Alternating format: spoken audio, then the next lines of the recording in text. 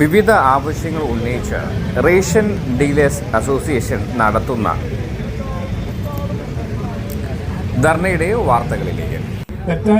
ഭരണ പ്രതിപക്ഷ ഭേദമന്യേ എല്ലാ അംഗങ്ങളും ഭാഗഭാക്കായിരുന്നു. സർക്കാരിനോട് ഇതെല്ലാം ശരിയായിട്ട് ചെയ്യണം, തെറ്റ് നിങ്ങൾ ചെയ്യാത്തതെല്ലാം പേഴ്സണലിനോട് നിയമസഭ ഞാൻ ചോദിച്ചു. അദ്ദേഹം പറഞ്ഞു എന്ത് ചെയ്യാനായിട്ടാണ്, മൊത്തം ഒന്നുമില്ല, കയ്യിലൊന്നുമില്ല, മൊത്തം പാപ്പരാന്നല്ലേ എനിക്കാണ്. പക്ഷെ പാപ്പരാണെങ്കിൽ പരിഹരിക്കാനല്ലേ ഗവൺമെന്റ്, അതിനുള്ള വഴികൾ അന്വേഷിക്കട്ടെ.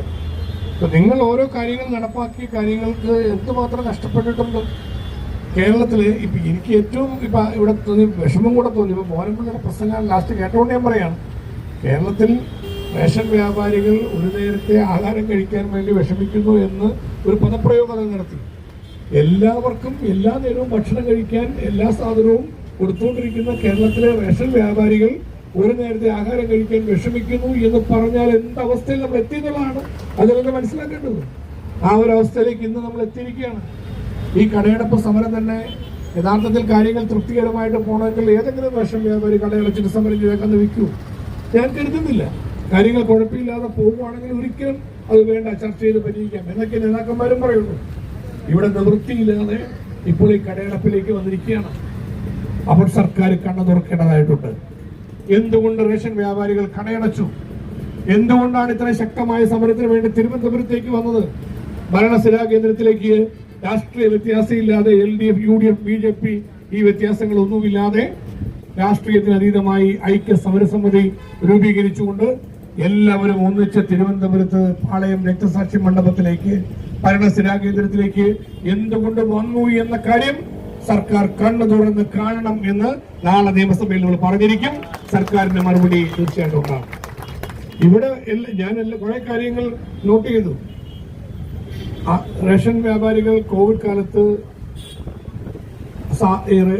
മരണപ്പെട്ടവർ 65 പേരാണ്, 65 പേര് മരണപ്പെട്ടു.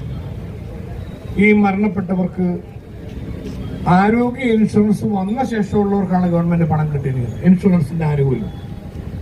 ആരോഗ്യ ഇൻഷുറൻസ് വരുന്നതിന് മുമ്പ് കോവിഡ് വന്നുപോയി. കോവിഡ് വന്നപ്പോൾ ആളുകൾ മരണപ്പെട്ടു. 65 പേര് അങ്ങനെ മരണപ്പെട്ടു. ഈ 65 പേരെ സർക്കാരിന് നിഷ്കരണം തള്ളിക്കളയാൻ പറ്റുമോ? എന്ത് മനസാക്ഷിയാ? ഒരു ജനാധിപത്യ മര്യാദ നമ്മൾ കാണിക്കണ്ടേ? ആ കുടുംബത്തിന് അല്ലെങ്കിൽ റേഷൻ വ്യാപാരം ചെയ്തുകൊണ്ടിരുന്ന 65 ആളുകൾ മരണപ്പെട്ടു. അവർക്ക് ഇൻഷുറൻസ് ഉണ്ടാകാതിരുന്നതിന് അവരുത്തരവാദിയാണ്. ആ കുടുംബത്തോട് സർക്കാർ ഒരു മാനുഷിക പരിഗണനയും നീതിയും കാണിക്കേണ്ടതല്ലേ? അപ്പോൾ ഈ ആരോഗ്യ ഇൻഷുറൻസ് വരുന്നതിന് മുമ്പ് മരണപ്പെട്ട റേഷൻ വ്യാപാരികൾക്കും ഗവൺമെന്റ് ആനുകൂല്യം കൊടുക്കാൻ ആവശ്യമായ സഹായം ചെയ്യണം എന്ന് തികച്ചും ന്യായമായ കാര്യമാണ്. അത് സർക്കാരിന്റെ ശ്രദ്ധയിൽ കൊണ്ടുവരുന്നതാണ്. അതുപോലെ സേവന നികുതി 3 കോടി രൂപ കുടിശ്ശിയുണ്ടെന്നുള്ളതാണ് ഞാൻ മനസ്സിലാക്കിയത്. പൂർവമായ ഒരു ചർച്ചയ്ക്ക് വസ്തുതാപരമായി പരിശോധിച്ചുകൊണ്ട് പരിഹാരം ഉണ്ടാക്കാൻ വേണ്ടിയാണ് ഗവൺമെന്റ് മുന്നോട്ട് വരുന്നത്. ഞാനിവിടെ ഇപ്പൊ ഈ കരാറിനെ കുറിച്ചാണ് നിയമസഭ ചോദ്യം ഉണ്ടായിരുന്നു. നിയമസഭ ചോദ്യം വന്നിട്ടേ നിങ്ങൾക്ക് നേരത്തെ അങ്ങനെ പറഞ്ഞു റേഷൻ വ്യാപാരികൾ ഇതെല്ലാം കുഴപ്പമില്ലാക്കി തകരാറിലാക്കുകയാണ് എന്ന് പിന്നീടാണ് മനസ്സിലായത് റേഷൻ വ്യാപാരം വിജയമാണ്.